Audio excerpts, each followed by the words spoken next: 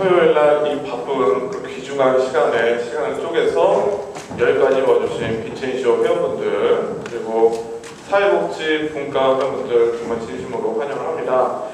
자, 지금부터 이제 영성교육을 시작할 텐데요. 제가 뭐 길게 얘기해봤자 좋을 건 하나도 없고 오늘의 주인공이신 김웅렬 토마스 신부님께 대해서 잠깐 짤막하게 좀 설명을 해드릴게요. 다들 아시는 것처럼 김웅렬 토마스 아퀴나스 신부님은 그 인천에 있는 간석동 성당 출신이라고 하시네요. 인천 출신 신부님이시고요.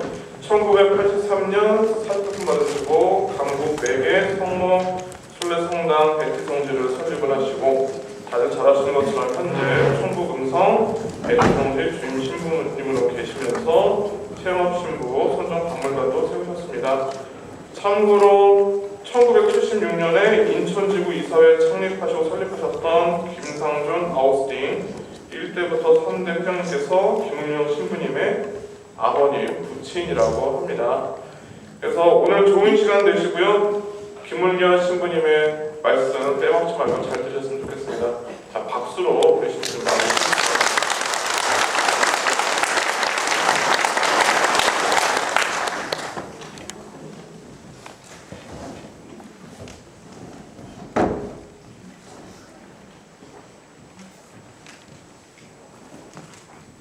요거 좀 쓸 수 있을까요? 스탠드 마이크를 좀 쓸. 너무 무거워.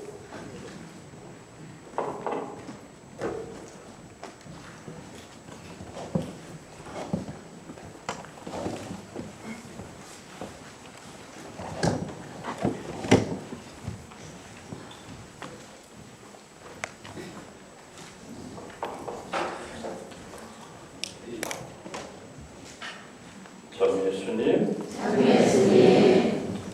시작 기도로 주님의 기도하고 시작합시다. 성부와 성자와 성령의 이름으로 아멘. 하늘에 계신 우리 아버지, 아버지의 이름이 거룩히 빛나시며 아버지의 나라가 오시며 아버지의 뜻이 하늘에서와 같이 땅에서도 이루어지소서. 오늘 저희에게 일용할 양식을 주시고 저희에게 잘못한 일을 저희가 용서하오니 저희 죄를 용서하시고 저희를 유혹에 빠지지 않게 하시고 악에서 구하소서. 아멘. 성부와 성자와 성령의 이름으로 아멘. 많이 반갑습니다.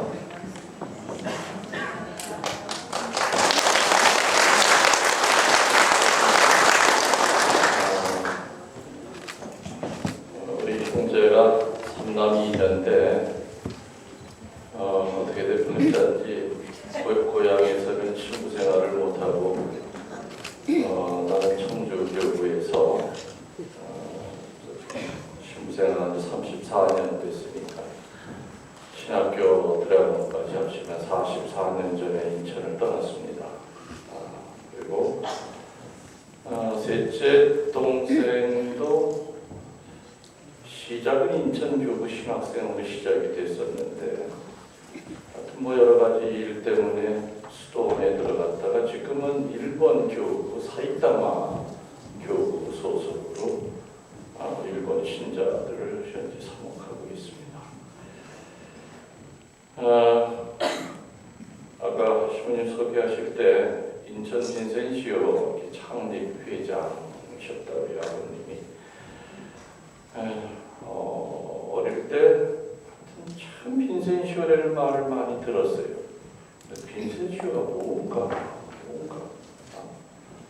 그리고 맨 뭐 빈센시안들이 왔다. 집에 보면 맨 빈센시오 회원들이 이렇게 많이 들락거렸던 느낌이 들고 나중에 이제 크면서 위에 우리 아버님이 제일 많이 하셨던 말이 구빈회다.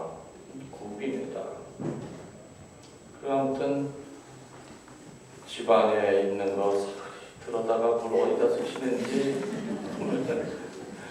우리 쌀독에는 쌀이 떨어져도 항상 보면은 들고 나가셨던 그런 기억이 있고 지금 회장님도 아마 아버지 대자라고 제가 들었습니다. 아버지 교리도 워낙 많이 가르치셨기 때문에 어떻게 보면은 저도 한평생을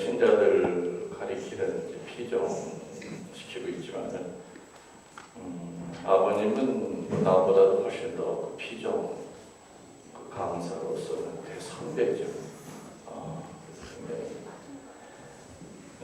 지금도 아버님에게 사신 걸 뒤돌아보면은 못 쫓아가요.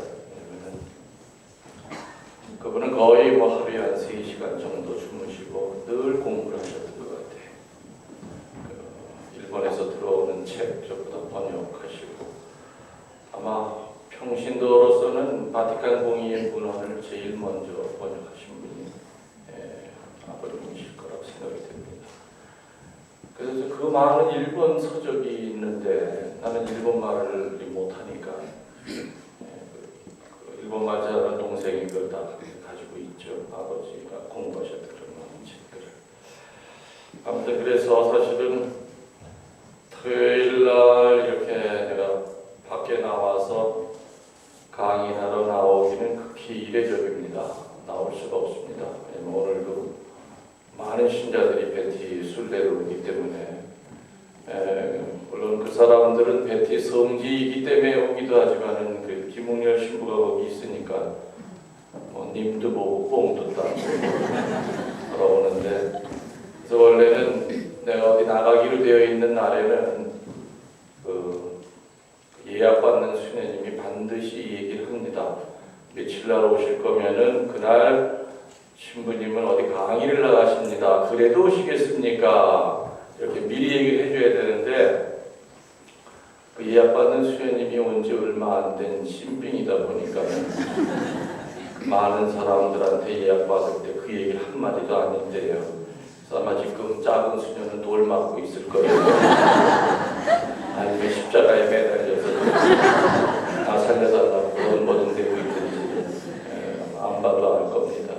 여러분들 사실은 어느 신부님 이렇게 얘기 들으러 갔는데 가니까는 엉뚱하게 딴 보좌 신부가 얘기하면은 많이 좀 서운한 거 있을 겁니다.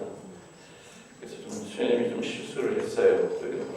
내가 없으면 없다고 얘기를 하고 예약을 받아야 되는데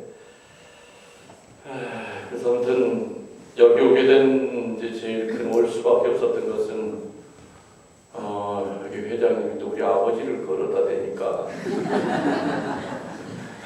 아버님이 만드신 빈센지오 그 회원들의 교육이니까 아무튼 괜히 뭐 제가 꼼짝할 수가 없었습니다. 그래서 처음에는 노하다가 아무래도 또 아버지가 또 내 책상 앞에 이렇게 매달려 계신 아버지가 저를 보고 또 뭐라고 한마디 하시는 것 같아서 갔다 와야 되겠습니다 하고 여기 왔습니다.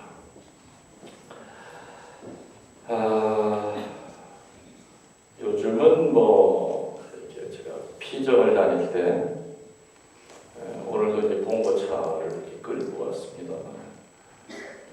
CD라든지 여러 가지 뭐 책이 있다 보니까는 이제 저렇게 승합차를 이용해야 될 때가 많습니다. 근데 하여튼 그 전에는 그럴 필요가 없을 경우에 저는 가능한 한 대중교통을 이용합니다. 대중교통 버스를 타면은 뭐 여러 가지로 좋은 게 많죠. 묵주기도 이렇게 할 수 있고 또 조금 쉴 수도 있고 차 안에서. 버스를 타러 차부에 나가기 전부터 저는 마음이 되게 설레요. 그래서 항상 주머니에다가 사탕 몇 개 아니면 귤 2개 정도를 꼭 주머니에 넣고 갑니다. 차표를 사는 순간부터도 막 가슴이 벌렁벌렁벌렁돼요. 이유는 오늘 청주에서 서울까지 1시간 반 동안 누가 내 옆자리에 앉을까? 그 기대감. 오늘은 누구를 만나게 해주실까라는 기대감. 경우는 크게 2경우입니다. 내가 앉아서 내 빈자리에 누가 앉기를 기다리는 경우가 있고 또 한 가지는 빈자리에 내가 가서 앉는 경우가 있겠죠. 내가 미리 창가에 앉았는데 이제 차가 떠날 때가 돼서 오늘은 그냥 나 혼자서 하나보다 없으니 묵주를 꺼내려고 그러는데 누가 헐레벌떡 차문을 두들기면서 한 사람이 들어왔어요. 근데 딱 보는 순간 저는 화살 기도를 했습니다. 저 뒷자리도 많으니까 뒤로 가게. 아, 진짜 인상이 더러워. 키가 얼마나 큰지 이 고속버스 천장에 닿아서 이 머리를 꺾을 정도예요. 거의 한 195 이상 되나 봐요. 얼마나 등치가 큰지. 아, 근데 뒷자리 많은데 하필이면 내 자리에 덜퍼더 왔네요. 그래서 아유, 오늘은 재수가 이렇게 없나 보다. 그리고 뭐 얼굴을 보니까, 분위기를 보니까 말 걸었다가 얻어 터지게 생겼어요. 얼마나 살벌하게 생겼는지. 그래서 그냥 묵주 꺼내가지고 이제 이렇게 그냥 한 손으로 그냥 창밖을 내다보고 이제 묵주기도 하다가 한 1단 정도 마치고 난 다음에 갑자기 어떤 생각이 들었냐면은, 야, 김신부, 네가 명색이 신부인데 어찌 사람을 겉모양만 보이게 판단하냐. 말 좀 걸어봐라. 그런 소리가 들려옵니다. 그래서 용기를 내가지고 귤을 하나 까면서 선생님 한번 들어보시겠습니까? 그랬더니 그분이 내 귤을 이렇게 잡으면서 날 보면서 신부님이시죠? 그러는 거예요. 오호, 이 신부라는 걸 알아보니까 이제 말이 되긴 되겠다. 그러면서 그 사람이 아유, 신부님 저도 사실은 베드로입니다. 그래. 분명히 베드로예요. 성당 안 나간 지는 뭐 한 20몇 년 됐지만 명색이 제가 베드로입니다. 하하, 이게 고기가 하나 걸려들었고요. 그래도 오늘 잘 걸렸다. 그래서 그냥 막 얘기를 하다가, 근데 이 사람이 너무 얼굴이 어두웠어요. 근데 얼굴 어두운 이유가 있었습니다. 그 양반이 잠바 주머니에서 신문지로 뚫뚫 마른 거를 꺼내 보이는데 보니까 그 안에 칼이 들어가 있습니다. 그 사람은 그때 바람핀 마누라 흥신소 통해서 어느 모텔에 그놈이랑 같이 있다는 정보를 듣고 죽이러 올라가는 길이에요. 죽이러 올라가는 그 얼굴이 이쁠 수가 없죠. 야, 고기는 고기인데 칼든 고기구나. 그래서 어떻게든지 칼을 뺏어야 되겠다. 칼 주세요. 안 주는 거죠. 어차피 신부님, 저는 제 인생 종친놈입니다. 내가 그 연놈들 그 자리에서 내가 죽이고 나도 그 자리에서 자살할 겁니다. 오늘 어쩌다가 신부님 이렇게 마지막 날 신부님을 우연히 만났는데 기도해달라는 염치도 없습니다. 지금 가끔 미사 중에 이 불쌍한 놈이 이 세상에서 살다가는 거 기도해 주십시오. 이건 무슨 바위로 계란 깨는 식으로 딱 맥혀 있으니까 대화가 되질 않습니다. 저는 그래서 이건 사람의 말로는 안 되겠다 싶어서 일단은 그 사람과 대화하는 것을 접고 유리창을 보면서 눈을 감고 혼자 속으로 심령 기도를 했어요. 이건 하느님께서 도와주셔야만 됩니다. 심령 기도를 혼자서 속으로 한 20-30분을 정말 애절하게 기도하고 있었더니 나를 툭 치는 거예요. 보니까는 칼 받으세요. 우리는. 일단 칼이 내 손으로 들어왔어요. 그래서 내가 그분한테 그랬죠. 형제님, 이따가 그 모텔에 메토실 방문을 열었을 때 그때 또 형제님의 마음이 어떻게 될지 모릅니다.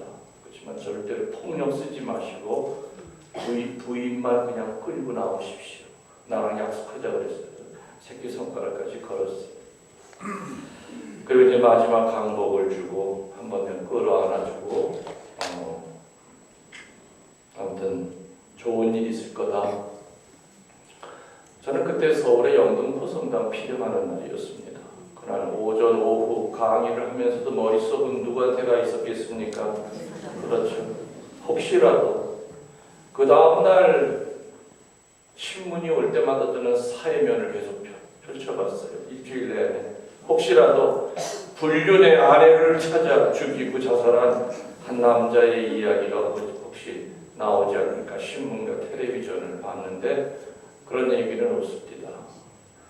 야, 좀 좋게 끝났나 보다.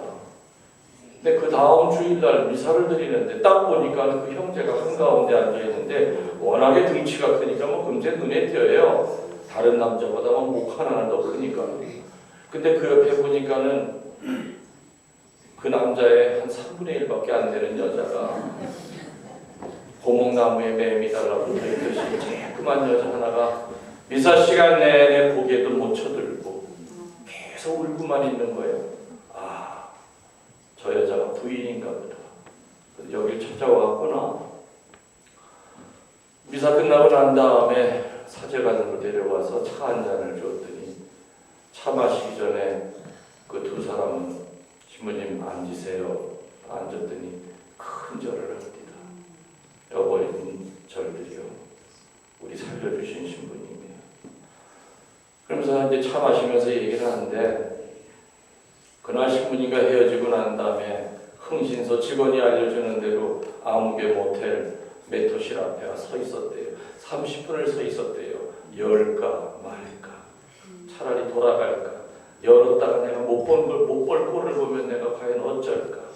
30분을 망설이다가 이렇게 노크를 하니까는 아무 대꾸가 없더래요. 근데 이렇게 보니까는 원래는 문이 자동으로 잠기는데 문 틈이 살짝 열려 있는지 문이 열리더라는 거예요. 그래서 문을 열고 들어가서 아내를 이렇게 들여다보는 순간에 그때 그 순간 어떤 순간이었느냐면은 와이프가 죽으려고 약을 털어놓으려고 하는 순간 남편이 문을 연 거예요. 그 제비씨는 어디든지 다 바꿔주고 다 빼먹을 거 다 빼먹고 날라버렸고 여자는 어떡할 길이 없으니까 죽으려고 약을 털어놓으려고 하는 때 남편이 문을 열고 들어온 거죠. 쫓아가서 약봉지를 떨어뜨렸대요. 그리고 무조건 뭐라 그랬느냐. 내가 잘못했다 그랬대요. 나는 너한테 돈을 안 갖다 준 적은 없어. 그렇지만 뒤돌아보니까 너한테 사랑을 준 적은 없어. 항상 억압적이고 권위적이고. 그래서 오늘 신부님이랑 1시간 반 동안 차 타고 오면서 바람이 나는 게 바로 내 탓이었구나 걸 내가 깨달았어. 무조건 나도 너 용서할 테니까는 너를 힘들게 했던 나도 용서해봐. 둘이는 끌어안고 펑펑 울었대요. 몇 시간 동안.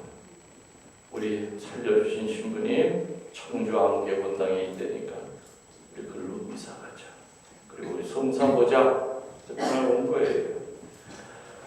그날 점심을 먹여서 보내고 난 다음에 나 혼자 빈 성당에 들어가 성체 앞에 앉아 곰곰이 생각했죠. 일주일 후에 내 옆에 앉았던 그 사람의 그 인상 때문에, 험악하다는 인상 때문에 묵주기도만 하고 올라갔으면 서울 강남터미널에 도착할 때까지 묵주기도 한 20단시간 2번을 했을 거예요. 그렇지만 그 다음날 아침에 신문 사회면에는 뭐가 나왔겠습니까? 아내 죽인 한 남자 이야기가 나왔을 것이다. 저는 그때 만남이라는 게 이렇게 소중합니다. 만남이라는 게 하느님께서 그 빈자리 다 놔두고 사제 옆에 그 사람을 살리기 위하여 사제 옆자리에다가 그 자리를 마련해 주셨던 거고, 또 내가 칼을 뺏으려고 아무리 인간의 말로 아무리 회유를 듣지 않았을 때 그때 지혜를 주신 거 사제에게 심령기도 드려라. 심령기도 바쳐라. 그래서 심령기도 바칠 수 있게 해주신 거. 이 모든 게 얼마나 이게 큰 아름다움인가. 오늘 여러분들은 저와 만났죠. 2017년 오늘 며칠입니까? 6월 10일 날. 오늘 이 피정이 있기까지 겉으로 보면 모든 게 다 사람들이 이룰 꿈인 것처럼 보여요. 회장님이 나랑 주문이 며칠 날 가능하시겠습니까? 그날은 내가 안 돼요. 그 며칠 날. 예, 꼭 좀 해주세요. 몇 시부터 몇 시입니까? 예, 대략 몇 명 정도 모입니다. 아무튼 이 피정이 있기까지 외관상으로 보면 모든 주도권은 전부 다 인간 쪽에서 일을 맡는 것처럼 보이지만 아니라는 겁니다. 오늘 여러분들 분명히 선택받아 이 자리에 앉아 계신 거예요. 그래서 저는 오늘 이 자리에 이렇게 앉으면서 제 머릿속에 가득 차 있는 첫 번째 생각은 어쩌면 이 피정이 내 생의 마지막 피정일 수도 있다. 전 늘 그런 마음을 항상 피정 지도에 임합니다. 아마 여러분들 가운데는 오전까지 온다고 그랬다가 갑자기 일이 생겨서 오늘 오후에 못 오는 사람도 분명히 있을 것이요. 어저께까지 안 간다고 버티다가 차 운전해줘야 되기 때문에 할 수 없이 차 기사 노릇하느라고 이 자리에 끌려 나와 앉아있는 사람도 6명이 앉아있다는 거예요. 억지로 끌려왔더니 1시간만 듣다가 나갈 심산으로 이 자리에 앉아있던 상관없이 오늘 우리 모두는 하느님을 통하여 이런 거룩한 만남을 하고 있다는 것을 명심하셔야 됩니다. 아무튼 우리 인간들은 만남을 통해서 인생의 질과 모양이 바뀝니다. 만남 중에서 가장 큰 만남, 우리의 구원과 직결된 만남은 누구와의 만남일까요? 하느님과의 만남이죠. 그 하느님과의 만남을 하느님의 입장에서는 부르심이라고 표현합니다. 그리고 우리들의 입장에서는 따름이라고 표현합니다. 하느님이 부르시고 우리가 예하고 따랐을 때 바로 하느님과의 만남이라고 우리가 이렇게 표현합니다. 그런데 우리 입장에서 하느님을 따르는 것이 쉬운가? 하느님을 따르려면 수도 없이 많은 걸 포기해야 됩니다. 너무너무 높은 산을 기어 올라가야 되고 끝도 없는 골짜기를 지나가야 될 때가 많아요. 하느님을 따른다고 하는 건 쉬운 게 아니에요. 우리는 정치적인 카리스마가 있는 어떤 한 사람을 따라가는 게 아니잖아요. 하느님은 그런 존재가 아니잖아요. 우선 하느님을 따를 때는 첫 번째 포기의 영성을 살아야 됩니다. 뭘 살아야 된다고요? 포기의 영성. 포기를 해야 됩니다. 포기의 영성은 모든 영성 중에서 제일 어려운 영성이에요. 그렇지만은 반드시 우리는 이 포기의 영성을 살아야 됩니다. 근데 문제는 사람마다 포기해야 되는 내용이 다르다는 겁니다. 여러분 앞에 앉아있는 이 김웅열 신부가 하느님을 따르기 위해서 포기해야 되는 내용이 달라요. 일단은 사제들은 하느님 따를 때 먼저 뭐 포기해야 됩니까? 결혼, 처자식을 포기해야 돼. 처자식도 갖고 싶고 신부도 하고 싶으면 어디 가야 돼? 목사가 되든지 성공의 신부가 돼야 돼. 근데 천주교 신부로서 주님 따르려고 할 때 일반상으로 아무튼 제일 먼저 포기해야 될 것은 처자식을 포기해. 물론 신부님들마다 또 포기해야 되는 내용이 다 달라요. 다 달라요. 아무튼 우리들은 사람마다 분명히 포기해야 되는 내용이 다르다. 예를 들어 12사도 가운데 어부가 2쌍이었습니다. 시몬과 안드레아가 있었고 또 누굽니까? 야고보와 요한이 있었죠. 시몬과 안드레아에게 나를 따라오너라 했을 때 시몬과 안드레아는 그물만 포기했습니다. 뭐만 포기했다고요? 그런데 똑같은 어부라 하더라도 야고보와 요한에게 나를 따라오너라 했을 때는 야고보와 요한은 아버지 제베데오와 삭군을 포기하고 따릅니다. 아버지 제베데오를 포기하고 삭군을 포기했다. 이렇게 사람마다 분명히 포기해야 되는 내용이 다릅니다. 창세기 12장 1절에 보면은 아브라함에게 뭐라고 합니까? 네 고향과 친척과 아비의 집을 떠나서 내가 일러주는 곳으로 가거라 합니다. 당시에 아브라함의 나이가 75세였습니다. 그런데 아브라함에게 뭐 포기하라고 했다고요? 첫 번째, 고향과 친척과 아비의 집을 포기하라고 그랬지 재산 포기하라는 말은 없었습니다. 그래서 실제로 아브라함은 재산을 가지고 떠납니다. 왜 아브라함에게 재산 포기 선언을 명령을 안 내리셨는가 하느님을 알고 계셨어요. 아브라함은 재산을 가지고 있어도 절대로 저 재산이 자기 것이 아니라 하느님의 것인 것을 알고 있는 신앙이 있다는 것을 알고 있었기 때문에, 다시 말하면 무언가를 포기하지 않으면 그것이 바로 나를 온몸을 꽁꽁 조이는 자물쇠를 채우는, 나를 그것의 노예로 만드는 바로 그것을 하느님은 포기하기를 원하시죠. 그래서 아브라함은 고향을 포기하고 친척을 포기하고 아버지의 집을 포기했지만은 재산 포기하라는 명령을 안 들었기 때문에 어느 정도의 재산은 가지고 떠납니다. 그렇듯이 좀 전에 얘기한 대로 시몬과 안드레아, 야고보와 요한은 포기하는 내용이 다릅니다. 그리고 따라 났습니다. 모든 어떤 이들에게 하느님은 가족을 포기하게 만드십니다. 하느님은 어떤 이에게는 재산을 포기하게 만드십니다.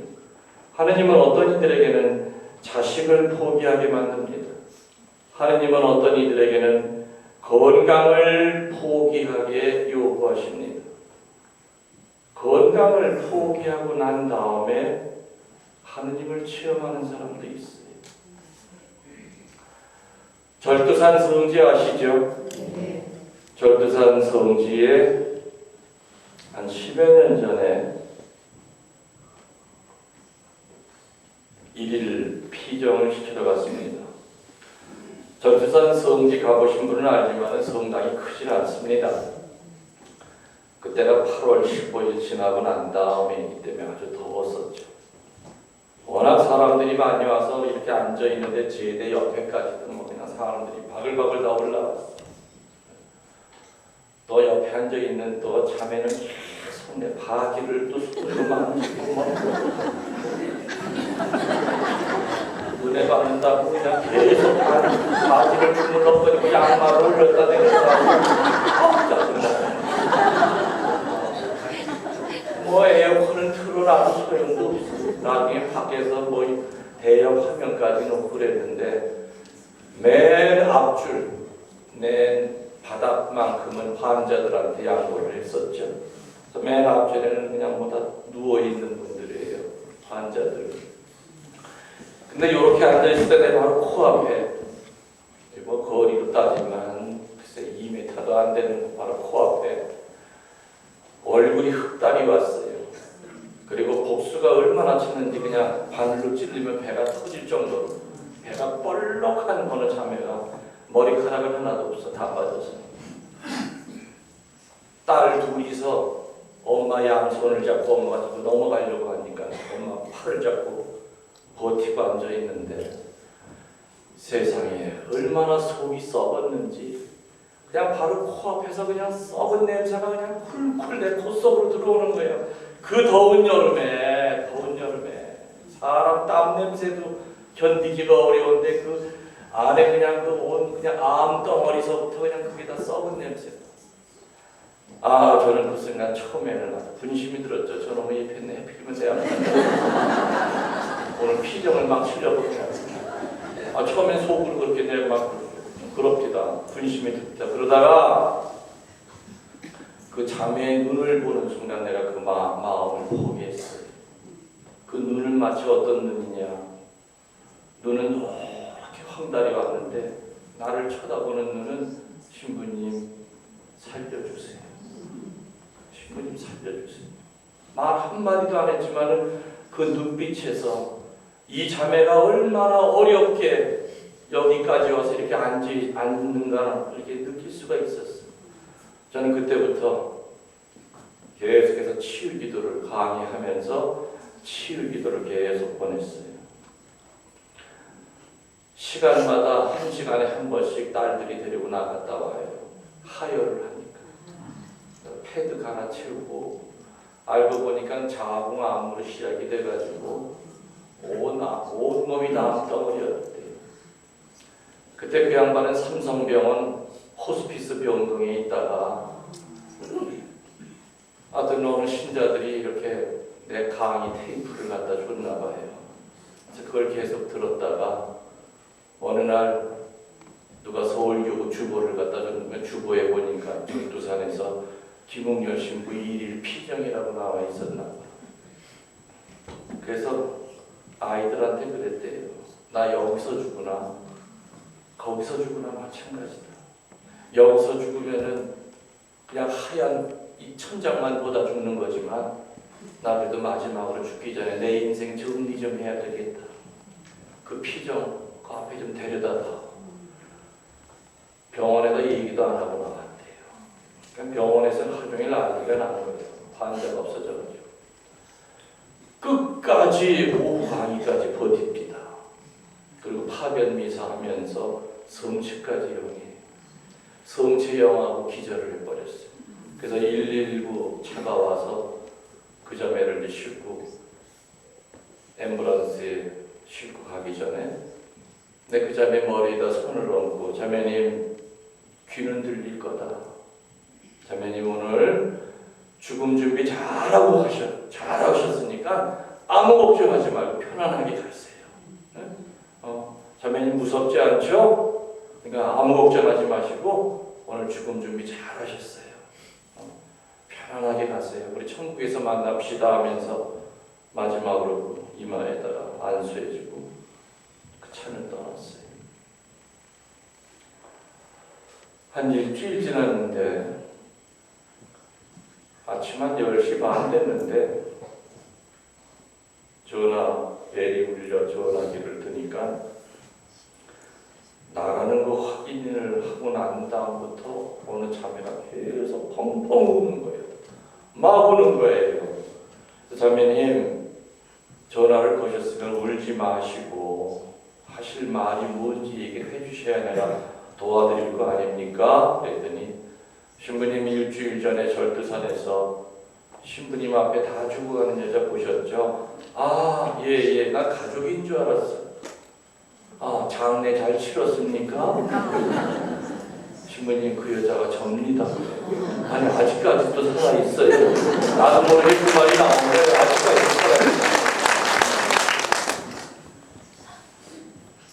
삼성병원 호스피스에서 이렇게 몰래 나와서 정말 자기는 말씀 들으면서 죽음을 준비하러 갔대요.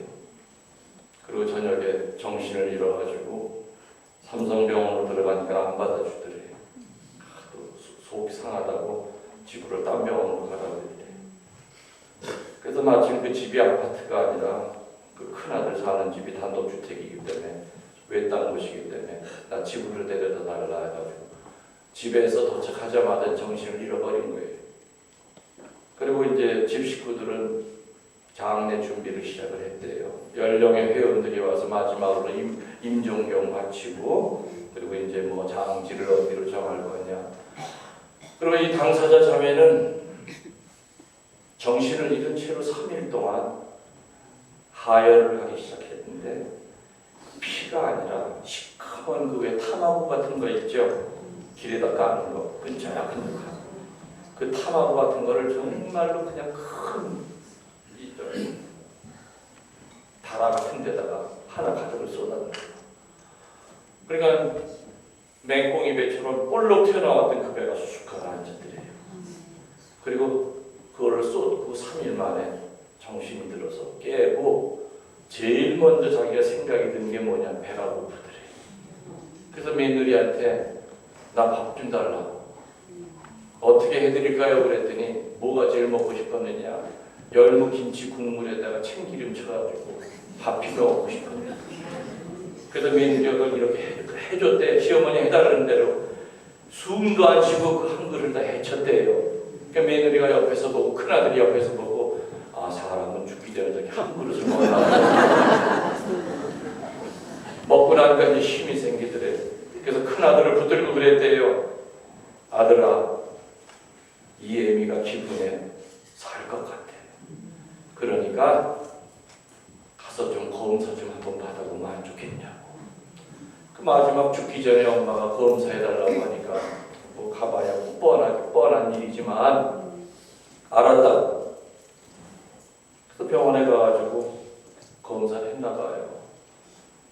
그 전에 다시 삼성 그 병원에 아들 친구가 내과 의사가 있어가지고 그날 나한테 전화 온 그날 아들 큰아들이랑 같이 결과를 보러 그날 아침 9시까지 갔었나. 내과 그 의사가 차트를 이렇게 보더니 이게 분명히 바뀐 건 아닌데 하면서 눈을 까뒤집어보고 배를 두둥겨보고 틈을 두둥겨보고 그러면서 또 뭐 방사선과에다 전화해가지고 또 다시 또 확인해보고 이게 바뀐 거 혹시 아니냐. 아니라고. 어머니 지금 기분 어떠세요? 묻더래요. 기분이 힘이 솟는다. 그래요. 나 의사생활 25년 만에 나도 이런 경우는 처음 당하는데 아무튼 지금 어머니 오늘 새로 찍은 거 이렇게 보면은요 뱃속에 가득 찼던 암은 하나도 안 보이고요 지금 한 30대 젊은 사람 내장으로 다 바뀌었습니다. 이유는 모르겠습니다. 박수도 찌필하게 치고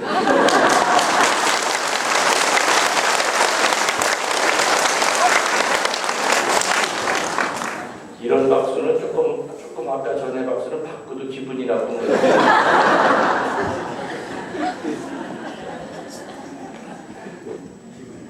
지금 그 자매는 뭐 하는 줄 알아요? 그 자매는 연령회원 자기 본당에 연령회에 가입해가지고 시체를 떡주물듯이 해요. 그 자매는 별명이 어릴 때부터 공주였대요. 아주 부잣집에 태어나서 손에 물 한 번 안 묻혔던 그런 공주였는데 하느님이 자기를 살려주신 걸 이제 깨달은 거예요. 이제껏 살았던 건 전부 다 없던 걸로 하죠. 이제부터가 이제 내 새로운 시작이다. 그래서 제일 신자들이 하기 싫은 게 뭘까? 한 1년 동안을 이렇게 지켜보다가 연령에 들자. 그리고 다른 사람이 정말 하기 싫은 염하는 거 그걸 정식으로 배웠대요. 그래서 지금 뭐 초상나는 그 자매. 지금도 그 자매는 내가 강곡에 있을 때부터 한 달에 한 번씩 꼭 와서 하루 종일 성취조배하고 가요. 혼자서 기도. 그러니까 이게 아까 얘기했잖아요. 어떤 이들은 건강을 포기하고 난 다음에 하느님을 만나. 재산의 우상에 사로잡혀서 살았던 사람이 재산을 홀라당 말아먹고 난 다음에 하느님을 만나는 경우도 있어요. 자식을 하느님에게 뺏겼다고 생각하다가 그야말로 열심한 신자가 되는 그런 신학생 부모들도 있을 수 있다는 얘기죠. 아무튼 우리는 많은 만남을 통해서 하느님을 따름으로써 하느님의 그 부르심, 하느님이 부르고 우리들이 따를 때 만남이라는 게 이루어진다고 했어요. 우리가 하느님을 따를 때 제일 첫 번째 포기해야 될 거 바로 포기의 영성. 따를 때는 포기가 필요하다. 여러분들 기적이라고 하는 것은 언제 일어납니까? 내가 애착하는 것의 마지막 한 조각을 포기할 때 기적이 일어납니다. 여러분들 기쁨의 기적을 원하시죠? 기쁘게 살고 싶으시죠? 네. 그러면 여러분이 지금 애착하고 있는 거 그거 마지막 한 조각까지도 내던져 버리세요. 그럼 기쁨이 올 거예요. 몸 안에 있는 암덩어리 난 기적을 원하시면 암까지도 여러분의 몸의 일부라고 생각하고 끌어안고 사세요. 그러면 그 암도 여러분들 도와줄 거예요. 저는 군종 신부를 할 때 공수부대에 근무했었어요. 그러니까는 정말 사병애들과 똑같이 점프를 하고 정말 모진 훈련을 많이 받았죠. 하도 비행기에서 많이 떠내리다 보니까 나중에 제대할 때쯤 돼서 이 오른쪽 다리가 다 망가졌어요. 그래서 여의도 성모병원에서 89년도에 그때 수술을 받으면서 그때 남의 피를 헌혈 수혈을 한 통을 받았는데 그때 그 피 안에 C형 간염 바이러스가 들어가 있는 것을 모르고 그게 내 몸 안에 들어온 거죠. 지금은 의료 사고가 난 거예요. 근데 그때까지만 해도 C형 간염이라고 하는 그 말이 없었어요. 뭐 의대 교과서에서는 A도 아니고 B다 뭐 그런 정도였죠. 그 피를 받고 한 3년 지나고 나서 뭐 한 달이 오고 그래서 그때 청주교구에서는 나 다 죽는다고 그랬죠. 그리고 아무튼 나름대로 어떤 걸 가라앉혀 보려고 뭐 수침도 배우고 중국에서 약 들여와가지고 뭐 편자하니까 뭔가 그것도 먹고 또 식이요법도 철저히 하고 아무튼 그러면서 한 15, 16년 동안을 계속 4개월에 한 번씩 가서 검사를 받았습니다. 저는 이제 C형 간염 가운데서도 A타입, B타입, C타입이 있는데 아주 악성이에요. 혈액 안에 바이러스가 수백만 마리가 있어요. 그래서 의사들은 지구님 피정하시면 안 돼요. 바로 하시면 안 돼요. 그거 어떻게? 그런데 내가 강국에 있을 때 어느 날 혼자 샤워를 하는데 하긴 혼자 샤워하지 내가 누구랑 그냥 샤워하는데 샤워하다 말고 갑자기 어떤 생각이 들었느냐면은 이 잘못된 수혈로 내 몸 안에 바이러스가 들어온 지 한 17년이 지났는데 한 번도 이 바이러스와 통성명을 한 적이 없는 거예요. 왜냐면 그때까지만 하더라도 정말 저는 의사들이 미웠어요. 근데 어디 뭐 이게 고소를 할 수가 없는 거지. 엎드려 침뱉기 아니니까. 뭐 가톨릭 병원인데 무슨 하필이면 그 수많은 그 피 중에서 나는 O형이에요. 나는 피가 O형이에요. 그 많은 피 중에서 하필이면 C형 바이러스가 들어가 있는 그 피를 왜 내 몸 안에다 넣어줬을까? 그렇게 해서 그때 당시에 그 피를 5명이 받았는데 4명은 벌써 그 피 받고 나서 10년 안에 다 죽었어요. 간경화, 간암. 나 혼자만 그때 당시에 강국에 있을 때 17년째 버티고 살았던 거예요. 그것도 시한부 인생이었죠. 그러니까 의사들 말로는 불씨가 확 살아나기 전에 전 단계에 이렇게 그냥 속에는 이제 빨간 불이 보이는데 불꽃이 아직 안 올라와요. 불꽃이 올라오면 그게 간경화하고 간암이 되는 거예요. 아무튼 이게 살살 달래서 이렇게 그 상태였는데 그날 샤워를 하다가 갑자기 얘네들과 화해하고 싶다는 마음이 갑자기 들었어요. 그리고 오늘을 기회로 그 의료진들을 내가 용서해야만 내가 편하겠다. 그 마음이 갑자기 듭니다. 그래서 그때 17년 만에 처음으로 그 바이러스와 인사를 나눴어요. 바이러스야, 우리 인사가 참 늦었다. 내 오늘 이 순간부터 너를 내 몸의 일부로 인정할게. 내 몸의 일부로 내가 끌어안고 살게. 그리고 나도 너한테 부탁이 있다. 아직까지 내가 사제로서 조금 할 일이 남은 것 같은데 나 조금만 좀 더 살게 해주면 안 되겠니? 그날 화해를 했어. 정말 많이 울었던 것 같아요. 울면서 그 원망했던 의료진들에 대한 그런 것 용서 다 했어요. 그리고 이제 C형 간염을 내 몸의 일부로, 내 피 안에 있는 일부로. 그전에는 얼마나 그 자존심이 상했는데 할 수만 있다면 혈액을 다 뜯어내가지고 심장을 바꿔서 새 피를 난다 바꾸고 싶었어요. 내가 그 C형 간염 걸리기 전에 그래도 사제로서 하느님 앞에 제일 착한 일 한 게 뭔지 압니까? 나는 O형이기 때문에 아무한테나 다 줄 수 있어요. 그죠? 그래서 난 1년에 적어도 10번은 난 헌혈을 했어요. 근데 그거를 못하고 사는 거야, 17년 동안. 혹시라도 피가 흐르면 그거 다른 사람 손에 묻을까봐 싹싹 닦아야 되고 알코올 손질해야 되고 비참했죠. 근데 아무튼 17년 만에 그걸 인정을 했어요. 내 몸 안에 바이러스가 흐르고 있다는 거. 수백만 마리랑 얘네들은 같은 공동 운명체다. 살아야 된다. 그다음부터 마음이 편해집니다.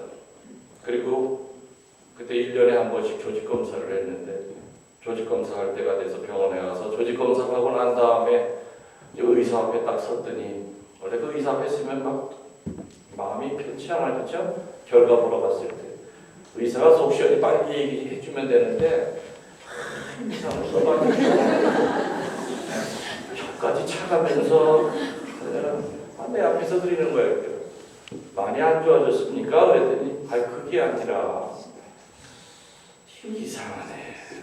신부님은 활동성인데 요번에 조직검사 결과를 보면 얘네들이 마치 무슨 죽은 건 아닌데 단체로 무슨 약을 먹은 것처럼 가만히 한쪽 구석에 몰려있다는 거예요. 그럼 좋은 거예요? 그러면요 좋죠. 요 상태로만 그냥 사시면 돼요. 그 순간에 내 입에서 나온 말이 뭔 줄 압니까?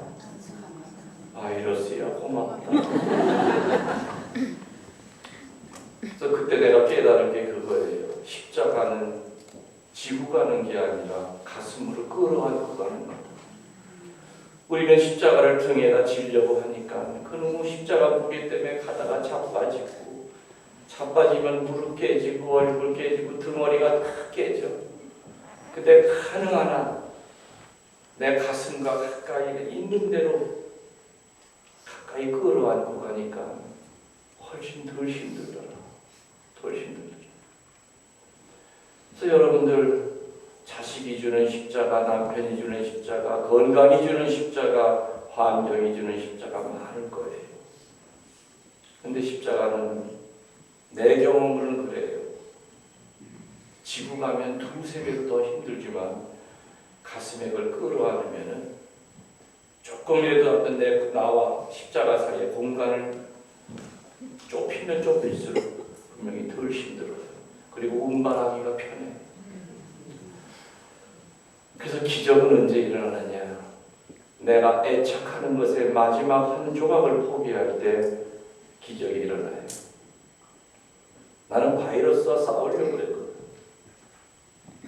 근데 바이러스를 내 몸에 일부러 끌어안고 난 다음에는 바이러스도 나를 인정해 주더라. 그 후에 내 그 C형 바이러스가 어떻게 됐느냐. 지금 현재는 완치는 됐어요. 저는 이제 외국에 나가서도 강의 끝나고 나면은 신약 개발이 되는 거를 늘 이렇게 살폈는데 몇 년 전에 C형 간염의 특효약이 미국에서 벤처회사에서 개발이 됐는데 거의 98%. 그런데 이 값이 이게 작년에 10만 달러예요. 1억 1천만 원이에요. 하루에 한 알씩 12주를 먹는데 미국에서 살려면 1억 1천만 원이에요. 12주 먹는 게. 근데 그게 한국으로 들어와서 4,600만 원까지 떨어집니다. 근데 4,600만 원 이게 적은 돈이에요. 그랬는데 원주 쪽인가 어느 병원에서 주사기 잘못해가지고 C형 간염들이 막 집단으로 됐죠. 그래서 그것이 1,100만 원까지 떨어졌어. 보험수가. 그래서 나도 이제 나도 가서 맞아야 되겠다. 그래서 알아봤더니 그 원주에 있는 그 사람들은 타입이 B타입이고 나는 A타입이라 나는 보험 적용이 안 된대요. 맞으려면 4,600만 원 들고 맞아야 된다는 거예요. 왜 이렇게 왔다 갔다 해? 가만 앉아있어. 나 대신 강의하려고.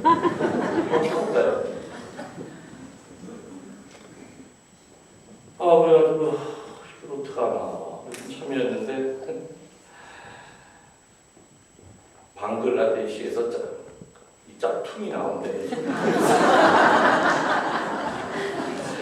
근데 엄밀히 따지면 짝퉁이 아니라 카피한 거예요. 방글라데시는 워낙에 못 사는 나라라 전 세계에서 거기는 특허 면제국이에요. 그래서 방글라데시의 영국 회사 이런 회사들이 많이 들어가 있어요. 그래서 방글라데시의 그 C형 간염 환자들 때문에 그 로열티를 안 받고 그냥 방법을 알려준 거죠. 그래서 거기서 나온 건 220만 원이면 먹을 수가 있었죠. 근데 방글라데시 사람들은 220만 원이 어디 있어요, 그죠? 그러니까 방글라데시 자체에서는 해결이 안 되니까 거기 동남아로 나오기 시작한 거예요. 그래서 내가 아는 내과에서 신부님 그거 4,600만 원 주고 드실 필요 없어요. 방글라데시라 거라 조금 동네가 좀 후져서 그렇지. 내용은 똑같아요. 그 정도 그냥 속눈썹 치고 220만 원 주고 12주 거 이렇게 샀어요. 4주에 한 번씩 피검사를 했는데 신기합니다. 딱 4주 먹고 피검사를 했더니 수백만 마리 바이러스가 한 마리도 없는 거예요. 완전히 낫죠.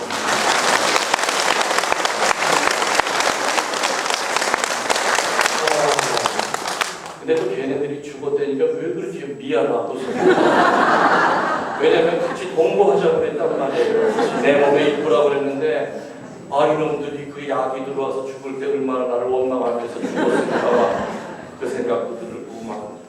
지금은 C형 때문에 뭐 암이 걸리거나 뭐 병화 걸리고 그런 건 이제 그것도 좀 자유로워졌죠. 그래서 아는 신자들은 신부님 C형 간염 때문에 늘 걱정 많이 했는데 걱정 안 하셔도 돼요. C형 간염은 완전히 완치 판정을 저는 받았기 때문에 내 몸에 바이러스가 하나도 없어요. 근데 아직까지는 항체가 있기 때문에 수혈을 못해요. 내 피를 주지는 못해요. 그래서 저는 기도하고 있는 게 항체라고 하는 건 바이러스 흔적이거든요. 이 항체마저도 좀 없게 해달라. 그래야 내가 옛날처럼 내 O형피, 사제 O형피 필요한 사람한테 좀 1년에 10번이고 20번이고 좀 줄 수 있게 해달라. 저는 그거 기도거리예요. 되긴 되겠죠. 항체 없어질 거라는 게 좀 믿어요. 우리가 하느님을 따를 때는 포기가 필요하다고 했어요. 그죠? 제가 포기에 대한 거 얘기한 겁니다. 그 다음에 두 번째로 뭐가 필요하느냐. 따름이라고 하는 것은 고통을 전제로 합니다. 하느님을 따른다고 하면서 고통을 피해갈 수는 없어요. 루카복음 9장 23절에 보면 나를 따르는 사람은 누구든지 자기를 버리고 매일 제 십자가를 지고 따라야 됩니다. 베드로전서 4장 12절에 보면 시련의 불길이 여러분 가운데 일어나더라도 그것은 여러분을 시험하려는 것이니 무슨 큰일이나 생긴 것처럼 놀라지 마십시오. 구약의 예언자들, 신약의 사도들, 세례받은 모든 이들은 고통의 사람들입니다. 그래서 고통 없이 크리스찬들은 하루를 넘길 생각을 말라고 아우스틴 성인은 그런 얘기를 했죠. 여러분이 잘 아는 바오로 사도의 이야기, 바오로 사도의 가시라는 이야기 들어보신 적 있습니까? 바오로 사도의 가시. 바오로 사도에게는 불치병이 있었다고 그랬죠. 의학자들이 연구하기를 바오로 사도는 아마도 간질병 환자였을 거라고 추측합니다. 설교를 하다 갑자기 간질이 발작이 일어납니다. 거품을 물고 혀를 깨물고 진흙창에 뒹굴다가 깨어나면 얼마나 자존심 상했겠습니까? 그래서 고린도 후서 12장 9절에 보면은 12장 8절에 보면은 하느님 앞에 무릎 꿇고 바오로 사도가 3번이나 간절히 나 써먹으시려면은 이 고통 걷어가 달라고 간절히 기도했다고 나와 있어요. 근데 예수님께서는 12장 9절에 어떤 말씀을 주셨느냐? 너는 이미 충분히 내 은총을 다 받았다. 내 권능은 약한 자 안에서 드러난다. 바오로 사도는 예수님의 그 말씀을 듣고 고통이라고 하는 십자가라고 하는 것을 완전히 이제 반대로 알아듣고 기쁨으로 축복으로 알아듣기 시작합니다. 그러면서 뭐라고 얘기하느냐? 그리스도의 권능이 내게 머무르게 하기 위해 이제부터 나는 내 십자가를 자랑하려고 합니다. 그 전까지는 내가 간질이라는 건 누가 혹시 알까봐 쉬쉬했었는데 그 다음부터는 얘기했습니다. 나는 솔직히 인간적으로 너무 잘난 게 많은 사람이에요. 근데 그 잘난 거 하느님 앞에 누가 될까봐 가시 하나를 심어 놓으셨다. 그게 바로 바오로의 가시입니다. 바오로의 가시죠. 바오로 사도 같은 위대한 사도들도 바로 고통의 신앙 속에 살아왔던 거죠. 현대의 신학을 바오로의 신학이라고 할 정도로 바오로 사도는 우뚝 솟아 있는 큰 사도입니다. 그런데 바오로 사도의 그 신학의 핵심은 바로 고통의 신학이다. 이제는 내가 사는 것이 아니라 그리스도가 내 안에 사십니다.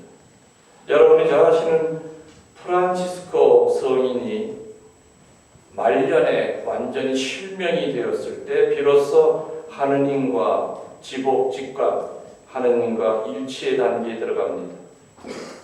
직관의 경지에 이릅니다. 그래서 인간이 가질 수 있는 마지막 축복인 그 빛의 축복마저 뺏기고 난 다음에 프란치스코는 그때 가서야 어둠을 향하여 형제라고 그랬고 죽음을 향하여 누이라고 부릅니다. 그래서 만들어진 그 유명한 태양의 찬가가 바로 프란치스코 성인이 두 눈이 실명이 되고 난 다음에 만들었던 거. 거기 우리 노래를 붙여서 읽고 있죠? 오 아름다워라. 아시죠? 끝까지는 안 합니다. 마지막에는 알몸으로 대지에 엎드려 숨을 거두십니다. 하느님을 따른다고 하는 것은 세 번째로 투쟁을 의미합니다. 약한 인간은 분명히 한 번의 포기로 최종적인 포기를 이뤄내지 못하죠. 그래서 지속적인 포기의 길을 끊임없이 가야 됩니다. 한 번 피정으로 죽을 때까지 죄 안 짓고 살 수 없고 한 번 총고백 성사 본다고 하여 그 다음에 성사 안 봅니까? 우리의 이 영적인 투쟁은 지속적이 되어야 됩니다. 특히 이 악습이라고 하는 것은, 어둠이라고 하는 것은 늘 제자리로 되돌아가려고 하는 속성이 있습니다. 알코올 중독자가 얼마나 끊기 힘듭니까? 노름꾼이 얼마나 노름으로부터 자유로워지기가 어렵습니까? 마약 중독자도 또 역시 그렇습니다. 그래서 한 번의 회개로, 한 번의 총구애로 절대로 성인이 될 수 없듯이 하나님을 따른다고 하는 것은 끊임없는 투쟁의 길이라는 걸 명심하셔야 됩니다. 바오로 사도는 로마서 7장 19절에 나는 내가 해야 하겠다고 생각하는 선을 행하지 않고 해서는 안 되겠다고 생각하는 악을 행하고 있습니다. 여기에서 나는 한 가지 법칙을 발견했습니다. 곧 내가 선을 행하려 할 때는 언제나 바로 곁에 악이 도사리고 있다는 겁니다. 아, 나는 과연 비참한 인간입니다. 누가 이 죽음의 육체에서 나를 구해줄 것입니까? 고맙게도 하느님께서 우리 주 예수 그리스도를 통하여 우리를 구원해 주셨습니다. 그래서 주님을 따른다고 하는 것은 영적인 투쟁을 절대로 포기해서는 안 된다는 거죠. 그리고 하느님을 따른다고 하는 것은 종의 길로 들어선다는 겁니다. 루카복음 17장 10절에 너희는 명령대로 모든 일을 다하고 나서는 저희는 보잘것없는 종입니다. 그저 해야 할 일을 했습니다. 라고 합니다. 요한복음 3장 30절에 보면은 그분은 갈수록 크게 되고 나는 갈수록 작아져야 됩니다. 그래서 겸손이라고 하는 것은 예수님을 따르는 제자들에게 있어서는 덕이 아니라 본질입니다. 종이 처지를 모르고 주인 행세하려 할 때는 그것이 바로 원죄입니다. 교만입니다. 교만은 자기 우상이라고 얘기합니다. 아담과 하와의 그 불순종을 재현하려고 하는 것이 바로 교만이라고 얘기를 합니다. 따름은 종의 길입니다. 다섯 번째로 따름은 십자가의 길입니다. 여러분들 기쁜 마음으로 십자가 지기 쉬워요? 어렵습니까? 어렵죠? 비록 마지못해 짓는 십자가다 하더라도 여러분들 너무 주눅 들지 마시기 바랍니다. 똥오줌 싸는 시어머니를 20년 동안 수발을 든 며느리가 시에서도 상을 받고 성당에서도 상을 받고 만나는 사람마다 아이고 세상에 어떻게 그렇게 시어머니를 그렇게 잘 모셔. 하지만 그 자매는 사실은 하루에도 20번씩 빨리 시어머니 죽으라고 기도하고 있어요. 솔직히 우리가 십자가 질 때 기쁘게 지는 십자가가 몇 개나 됩니까? 십자가 찾지. 나는 십자가 지는 게 내 취미야. 그런 사람이 있습니까? 대부분은 억지로 져요. 예수님이 십자가의 길을 가실 때 골고다에서 일 끝나고 집에 가다가 괜히 애막에 잡혀와서 예수님 대신에 십자가 지는 인간 누구예요? 기레네 사람 시몬. 그 시몬이 기쁘게 진 겁니까? 그때 당시에는 사람의 피 말려 죽이는 십자가에 손만 닿아도 3년 동안 재수가 없던 거예요. 근데 그 사람은 길 가다가 키가 남보다 더 큰 죄 때문에 너 이리 나와. 너 등치 좋다. 예수 대신에 네가 져라. 그거 진 거예요. 그래도 억지로 진 십자가라 하더라도 예수님은 그 사람이 진 그 시간 동안 다시 기력을 회복하실 수 있었죠. 그래서 다시 받아가지고 골고다까지 올라갈 수 있었던 겁니다. 예수님은 골고다 위에서 다시 십자가를 달라고 하십니다. 그리고 당신이 못 박히시죠. 그래서 결국에 십자가에 못 박히는 분은 내가 아니라 그리스도이십니다. 고린도전서 6장 18절에 멸망한 사람들에게는 십자가의 이치는 한낱 어리석은 생각에 불과하지만 구원받은 우리에게는 곧 하느님의 힘입니다. 그래서 하나님을 따른다고 하는 것은 십자가의 길입니다. 자, 정리해 봅시다. 만남이라고 하는 것은 만남을 통해서 우리는 삶의 질이 바뀌고 색이 바뀝니다. 인간끼리의 만남도 많은 영향을 줍니다. 그러나 가장 큰 만남, 우리를 구원에 이르게 하는 가장 큰 만남은 뭐라고요?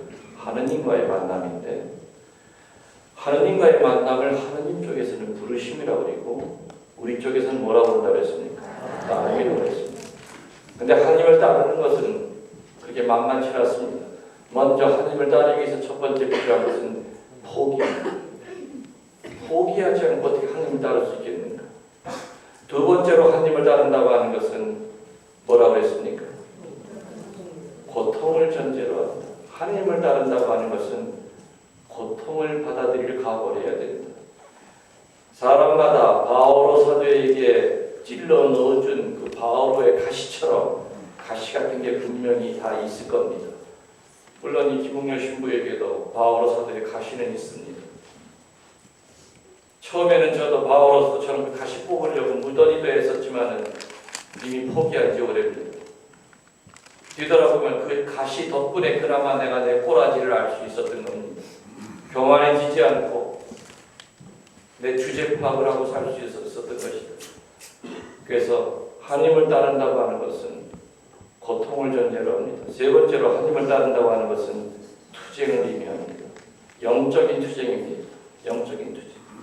네 번째로 하나님을 따른다고 하는 것은 종의 길로 들어서는 겁니다. 종이 되는 게 편하지 주인 되는 것보다는 종이 되는 게 편합니다. 봉사하는 게 편하지 봉사 받는 것보다는 분명히 봉사하는 게 더 편할 겁니다. 그리고 주님을 따른다고 하는 건 뭐라고 그랬죠? 십자가의 길이다. 근데 그 십자가를 짊어질 때 기쁘게 못 진다고 하여 우리는 절대로 주눅 들어서는 안 된다는 거죠. 억지로 지는 십자가라 하더라도 주님은 우리를 위로하실 겁니다. 기레네 사람 시몬은 절대 기쁘게 진 사람이 아닙니다. 죽기보다 싫은 십자가를 지었지만은 예수님은 고마워하셨습니다.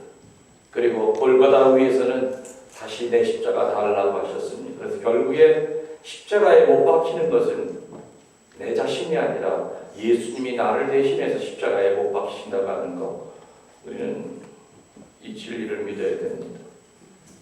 그래서 하느님이 우리를 부르시고 우리는 주님을 따라갈 때는 그냥 겉으로 따라가는 거 쉬워 보이지만 하나님을 따를 때는 포기가 필요하고 그리고 투쟁이 필요하고 십자가를 선택이 필요하고 이런 많은 어려움이 있다고 하는 거 우리들이 명심하도록 합시다. 잠깐 쉬었다가 이제 그 다음 걸 하도록 하겠습니다. 근데 여러분들 필요하실 것 같아서 내 강의 CD랑 또 제 책 네 종류 갖고